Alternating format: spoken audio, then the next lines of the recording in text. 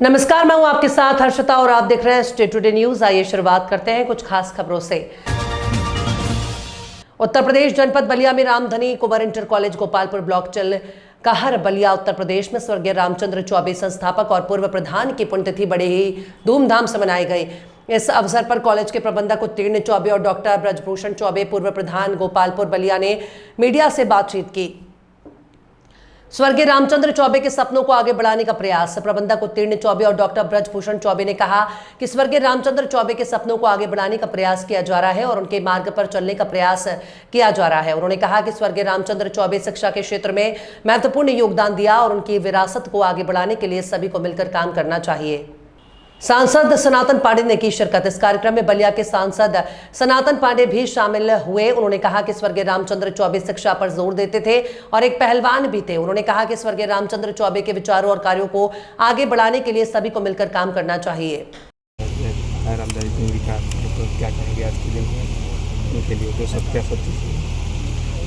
पंडित रामचंद्र चौबे सिर्फ उतरे पाप पाने के नाना ही नहीं थे, हमारे जैसे तमाम लोगों के हर जाति हर धर्म सबके वो एक गार्जियन स्वरूप और हमेशा जो है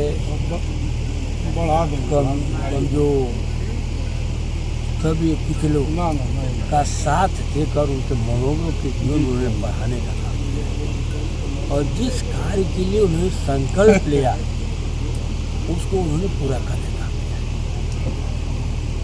बगल में माँ भगवती जी का स्थान है। माँ क्या जो कुछ आप देख रहे हैं, जो भी बचा हुआ है, अगर किसी कोई धरती पर से जाएगा तो वो पंडित श्री रामचंद्र चौबे को जाता है। तो वो जमीन आज नहीं रहती, कभी मिल जलाई गई, कभी धूल जलाई गई, कभी लोगों से विवाद हुए, लेकिन उन्होंने अपने बातों से पीछे नहीं हटा। इसलिए माँ का अनंत भक्त उनकी कृपा थी। और न रहने पर हम लोग जब इस इलाके में आते हैं तो हम लोग को बहुत शून्यता महसूस होता है। उनके जाने का सिर्फ दर्द इस परिवार को ही नहीं है, उनके जाने का दर्द। उत्तीर्ण पांडे, विधानसभा महासचिव समाजवादी पार्टी, प्रबंधक रामधनी कुंवर इंटर कॉलेज भोपाल। सर, आज किस तरह का प्रोग्राम विद्यालय प्रांगण में रखा गया? रामचंद्र चौबे जी जो हमारे नाना थे और इस गांव के प्रधान रहे, इस विद्यालय के संस्थापक रहे, अपने ज़माने के नामी पहलवान के साथ साथ माँ भगवती के उपासक थे जो चंडी माँ के नाम से मुशेरा में जाना जाता है। उन्हीं की आज 7वीं पुण्यतिथि के अवसर पर माननीय सनातन पांडे जी सांसद आए हुए हैं और दोनों एमएलसी हमारे बीच में आ रहे हैं। जो लाल बिहारी यादव जी हैं जो शिक्षक हित की लड़ाई लड़ते हैं, विरोधी नेता दल हैं। आशुतोष सिन्हा जी को अभी पुलिस अरेस्ट की थी बनारस में और अभी बाहर छोड़ी है, 1-1.5 घंटे में पहुंचने वाले। कितना सर आज के दिन खास रहेगा इस विद्यालय के लिए? इस विद्यालय के लिए खास रहेगा कि जिस समय रसड़ा और बलिया के बीच में कोई विद्यालय नहीं हुआ करता था, बालिका शिक्षा का बहुत अभाव था, जो घर से बालिकाएं बाहर निकलकर पढ़ने नहीं जाती थी, उस समय स्वर्गीय रामचंद्र चौबे जी ने क्षेत्रीय लोगों के सहयोग से, ऐसा नहीं है कि वो अपने घर से किए, लोगों के सहयोग से ही इस विद्यालय की नींव की स्थापना। आज कैसा पुण्यतिथि है? आज पुण्यतिथि कैसा है, कहाँ पर हो रहा है? पिताजी की पुण्यतिथि। क्या कहेंगे आज पुण्यतिथि में जो समाज में जो छवि थी किस तरह चल रही है? समाज में सारे लोगों को लेकर के चलने का काम करते थे, तो हम चाहेंगे कि उसी को आगे बढ़ाते हुए चला जाए। क्या कहेंगे उनके योगदान को, जो उन्होंने पहलवान की शिक्षा के क्षेत्र में तमाम क्षेत्र में उन्होंने जो काम किया है? उनका काम जो ठान लेते थे उसको पूरा करना मानते थे, चाहे किसी भी तरह का काम। उनकी विरासत को कहाँ तक लेकर चलेंगे आप? विरासत को कोशिश किया जा रहा है, पूरा तो नहीं किया जा सकता है, लेकिन कोशिश हो रही है कि पहुँचाया जाए जो उनका उद्देश्य था। जो क्या संदेश रहेगा उनकी पुण्यतिथि पर? संदेश भाईचारे का संदेश रहेगा, सबको मिलकर साथ लेकर चलने का काम करते थे। जावरा के गांव झालवा में कुछ लोगों द्वारा खेत से रास्ता लेने की बात पर विवाद हो गया और विवाद इतना बड़ा कि अचानक फरियादी की पत्नी की तबीयत बिगड़ गई और उसे जावरा सिविल अस्पताल भर्ती किया गया। वहीं इस मामले में दूसरे पक्ष का कहना है कि 2 बार प्रशासन द्वारा रास्ता खुलवाने के लिए आए, लेकिन उन्हें वाद विवाद के चलते वापस लौटना पड़ा। जबकि फरियादी का कहना है कि जो लोग विवाद कर रहे हैं उनका रास्ता गांव की तरफ से है। उसके बावजूद भी लोगों द्वारा फरियादी को डराया धमकाया जा रहा है, जिसको लेकर अचानक उसकी पत्नी की तबीयत बिगड़ गई, जिसका उपचार जावरा सिविल अस्पताल में चल रहा है। वहीं दूसरे पक्ष द्वारा भी जानकारी में बताया कि प्रशासन द्वारा रास्ता खुलवाने के लिए गांव में आए थे, लेकिन वाद विवाद के चलते रास्ता नहीं खुलवा पाए, इसलिए उनके द्वारा पंचनामा बनाया गया। बता दें कि लंबे समय से यहाँ रास्ते को लेकर विवाद चल रहा है, क्योंकि उनके द्वारा जो रास्ता बनाया जा रहा है वो रास्ता नहीं, नाला है। हम 11 लोग हैं जो अपने खेत पर जाने के लिए काफी समय से परेशान हो रहे हैं। जी, क्या नाम है आपका? जवाहरलाल। कहाँ रहते हैं आप? मैं झलवा में रहता हूँ मैं, हाँ और काश्तकारी खेती करता हूँ। जी। और ये मेरे ज़मीन में ये लोग विवाद करके मेरे से ज़बरदस्ती से रास्ता लेना चाहते हैं, जब रास्ता है ही नहीं मेरी ज़मीन में। उसके बाद भी ये लोग मेरे को परेशान कर रहे हैं और उनके खेत पे आने जाने का रास्ता गांव की तरफ से है। कंप्लीट 2 रास्ते बने हुए हैं, उसके बाद भी मेरे को डराते हैं, धमकाते हैं। क्या नाम, प्रशासन द्वारा मेरे को ज़्यादा परेशान किया जा रहा है। कौन कौन लोग हैं? ये है एक तो अशोक और पेरू सरपंच, महादेव, कमलेश और परमानंद और गोपाल और अन्य लोग। अभी आज क्या हुआ? आप वहाँ पुलिस प्रशासन की टीम आई थी, क्या हुआ वहाँ? प्रशासन की टीम आई थी वहाँ पे, हमारे ऊपर बहुत तगड़ा दबाव बनाया उन्होंने। तो दबाव बनाने में जैसे हमने थोड़ी बहुत बात भी की और हमने कहा कि हमारा केस चल रहा है, ऐसा हो रहा है, तो मानते ही नहीं है और वो ज़बरदस्ती कहते हैं नहीं, तार खोलना पड़ेगा, ज़बरदस्ती से हम डालेंगे। आज तो ने हमें आदेश है ने ऐसे करके उन्होंने ये किया। तो मेरी पत्नी की मतलब हार्ट में ये दर्द होने लगा, तो मैं भागा गया और घर से मोटरसाइकिल लेकर बिठा के यहाँ सरकारी अस्पताल में भर्ती करवाया। अब कैसी हालत है उनकी? अभी थोड़ी गंभीर हालत है। अच्छा, पूर्व में भी इसी मामले को लेकर आपके साथ मारपीट की गई थी, उसका प्रकरण भी चल रहा है? जी, उसका प्रकरण भी चल रहा है। कब ये घटना कब हुई थी? ये घटना मतलब करीबन 12 महीने पहले हुई थी। तो ये अशोक ने की थी। अशोक ने मेरे को मारा भी था, जिसका केस चल रहा है कोर्ट में। अभी क्या चाहते हैं आप लोग?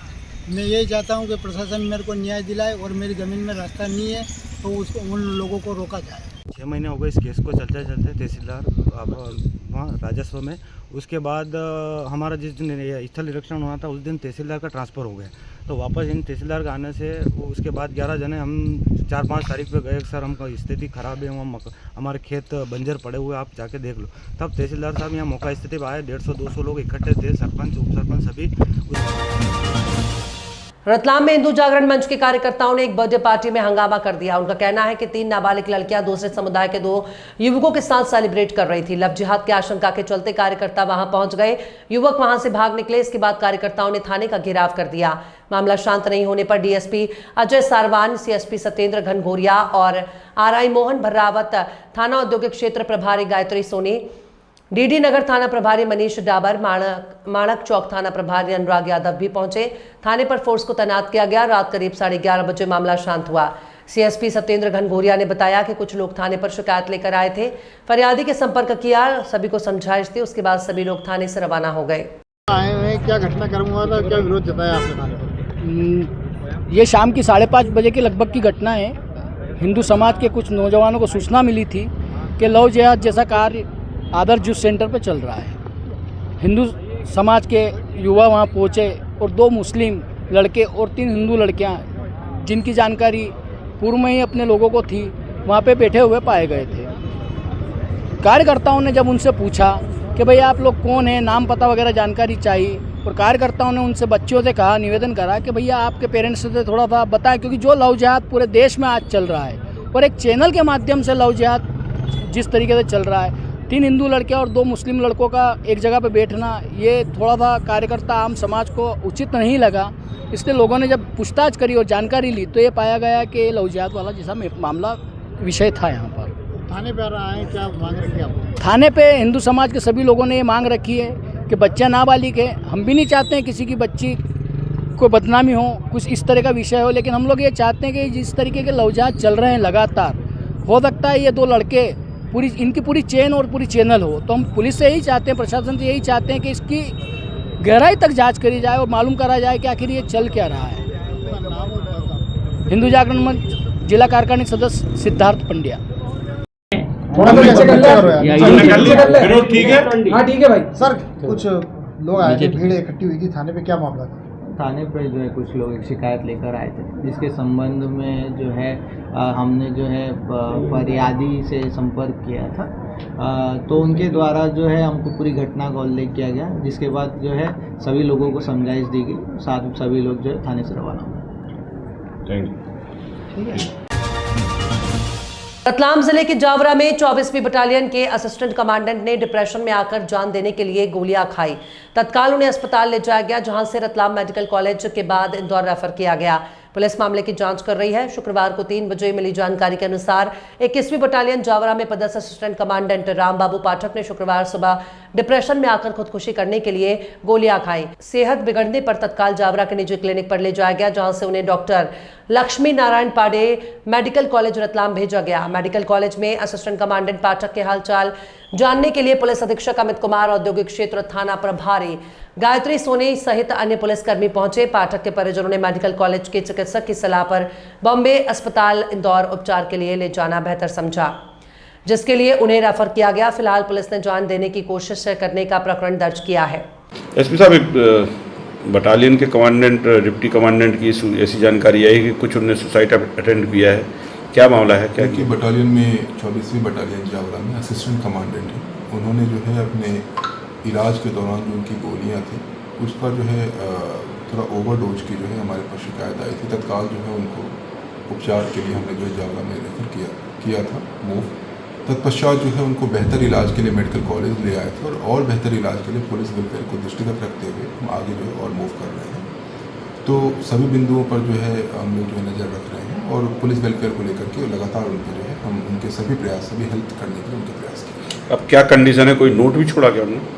देखते हैं। अभी तो मतलब जो है तत्काल एम्बुलेंस से उन्हें हमने जो है और बेहतर फैसिलिटी के लिए जो है उनको मूव किया है और बाकी बिंदुओं पर जो है पुलिस की जो प्रोसेस है वो अपनी तरफ से चल रही है। खास खबरों में फिलहाल इतना ही। और भी खबरों के लिए आप देखते रहिए स्टेट टुडे न्यूज़।